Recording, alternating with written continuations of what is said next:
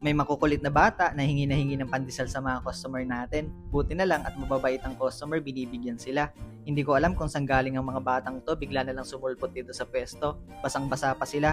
Siguro ay naligo ng ulan o ng dagat, tapos nagutom, dito dumiretso sa pwesto at nag-food trip. Sulit naman yung pagtambay nila, nakadami din sila. Sigurado, busog tong dalawang bata na to. Nagtuturoan pa nga sila kung sino yung manghihingi. Ganito din yung eksena dati nung ako pa yung nagtitinda. Halos araw-araw may nanghihingi sa akin.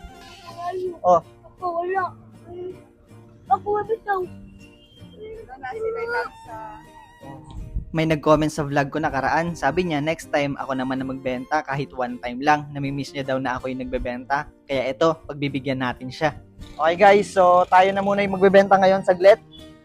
Dahil nire-request ng follower natin, namimiss na daw tayo magbenta. So tara, antay tayo ng mga customer. Alas 3 na ng hapon na makarating ako sa pwesto. Halos marami na ding naibenta ang kapatid ko. Hindi rin kasi ako makaalis agad ng bahay. Sobrang lakas kasi ng ulan dito sa amin. Buti na lang at nakisama ang panahon. Ito talagang kalaban namin sa pagtitinda. Minsan kasi hindi maintindihan ang panahon. Ayun, kato. Karoon pa ko kabalik, busy kayo. Salamat. Ang ganda ng timing ng pagbabalik ko sa pwesto para magtinda. Saktong-sakto kasi nabumili yung mga suki ko dati na follower din ng page natin. Nakakamiss talaga yung panahon na ako pa yung nagtitinda. Naisip ko nga na kailangan ko nata talaga bumalik sa pagtitinda kahit ilang oras lang. Kahit papano makakapag-vlog na din tayo at makikita tayo ng mga followers natin. Thank you. Thank you. Thank you.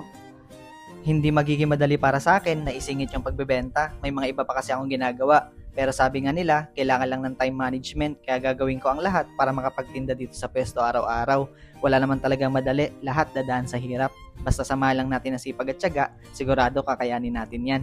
Tuloy-tuloy yung naging customer ko ng mga oras na to. Di ko akalain na sa pagbabalik ko, makakaranas agad ako ng dagsa ng customer. Kaya sobrang thankful talaga ako ng mga oras na yan.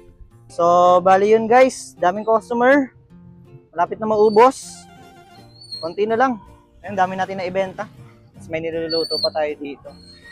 And so, turn over na ulit natin sa kapatid ko guys.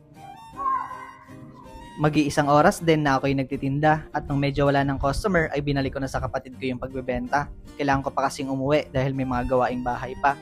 Konti na lang din naman yon, sigurado maya-maya lang ay mauubos na din yung paninda namin.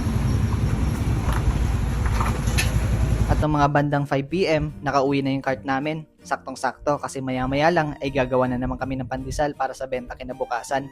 May oras pa para makapagpahinga. Tapos bakbakan na naman. A big shout out sa mga followers natin na nag-like and share ng ating vlog. Ayan sila. So hanggang sa muli, kita-kits sa ating next video. Salamat!